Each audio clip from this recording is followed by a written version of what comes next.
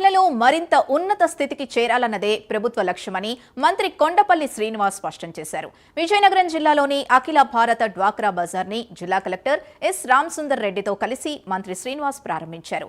శ్రీనిధి ద్వారా 16,034 మంది మహిళా సంఘ సభ్యులకు 145,94 లక్షల విలువైన చెక్కుల్ని పంపిణీ చేసి కరపత్రాల్ని ఆవిష్కరించారు.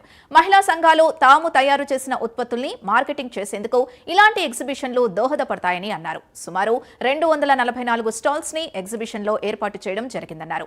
దేశంలోని వివిధ ప్రాంతాల నుంచి వచ్చిన మహిళా సంఘాలు తాము తయారు చేసిన ఉత్పత్తుల్ని ఇక్కడ ప్రదర్శిస్తున్నారు.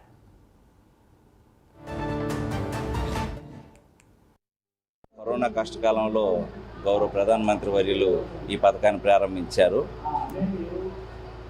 ప్రధానమంత్రి స్ట్రీట్ వెండర్స్ ఆత్మ నిర్భర్ నిధి. దీని కింద ఆ రోజున అప్పు సప్పు పలకని ఆ రోజుల్లో కరోనా కష్టకాలంలో ప్రతి ఒక్క స్ట్రీట్ వెండర్కి 10,000 రూపాయలు లోన్ ఇవ్వడం జరిగింది. అది సకాలంలో చెల్లించిస్తే మళ్ళీ వాళ్ళకి 15,000 రూపాయలు లోన్ ఇవ్వడం జరిగింది. అది 1.0. ఇప్పుడు పిఎం స్వనిధి 2.0లో 15,000 చేశారు. ఇప్పుడు రెండో ట్రెంచ్ కట్టిస్తే మళ్ళీ 20,000 ఇస్తారు. ఇది మూడో ట్రెంచ్లో 50,000 ఇస్తారు. పిఎం స్వనిధి కింద మనం రాష్ట్ర స్థాయి అవార్డు కూడా గత సంవత్సరం తీసుకున్నాం మన విజయనగరం నగరపాలక సంస్థ తరఫున.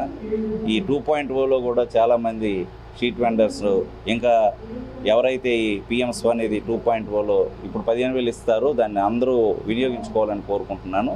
అలాగే స్ట్రీట్ వెండర్స్ అందరికీ కూడా మనం ID card, certificate of vending కూడా ఇవ్వడం జరుగుతుంది.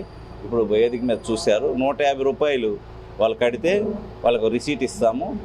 ఈ వెండింగ్ కార్డు లామినేటెడ్, అలాగే వెండింగ్ సర్టిఫికేట్ కూడా లామినేటెడ్ ఇవ్వడం జరుగుతుంది.